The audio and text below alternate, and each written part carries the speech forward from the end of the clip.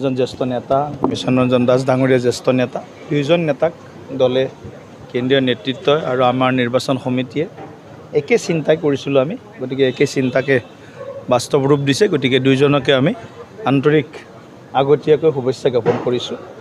বহুতে কৈ থাকে যে জ্যেষ্ঠক সন্মান নিদিয়ে জ্যেষ্ঠক সুবিধা নিদিয়ে আচলতে এইবোৰ কথা তল পৰিব এইবিলাকে সাংবাদিক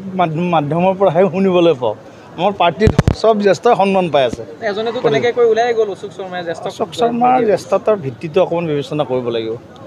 অশোক শৰ্মাৰ জ্যেষ্ঠতাৰ ভিত্তিটো অকণমান বিবেচনা কৰিব কাৰণ জ্যেষ্ঠতা হ'লে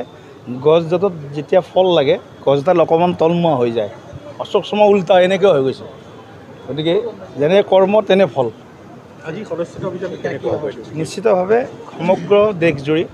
ভাৰতীয় জনতা পাৰ্টিৰ যি সাংগঠনিক ব্যৱস্থা সংগঠন পৰ্ব আমাৰ আনুষ্ঠানিকভাৱে যোৱা 17 তাৰিখে নতুন দিল্লীত ৰাষ্ট্ৰীয় কৰ্মশালাৰ মাধ্যমত আৰম্ভ হৈছে আৰু এই অহা দুমাহ সম্পূৰ্ণ আমাৰ দুই প্ৰকাৰৰ সদস্য প্ৰাথমিক সদস্য যাৰ কাৰ্যকাল 6 বছৰৰ আৰু সক্ৰিয় সদস্য যাৰ কাৰ্যকাল 3 বছৰৰ গতিকে প্ৰথম প্ৰাথমিক সদস্যৰ মানে অভিযান আৰম্ভ হ'ব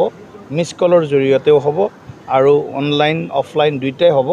তাৰ লগে লগে ইয়াৰ পিছতে আমি যিবিলাক প্ৰাথমিক সদস্যই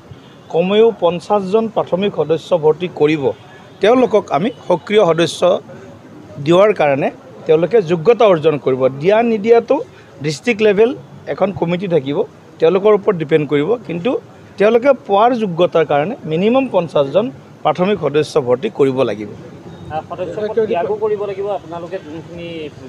ত্যাগলৈ কথা নাই এইটো কণ্টিনিউৱাছ প্ৰচেছ পাৰ্টিত আমি নতুনকৈ ৰিনিউ কৰিব লাগিব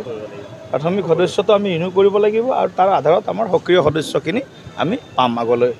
গতিকে সক্ৰিয় সদস্যৰ জৰিয়তে আমি মণ্ডল স্তৰৰ পৰা তাৰ ওপৰৰ যিমান আমাৰ সাংগঠনিক আমাৰ কমিটি থাকে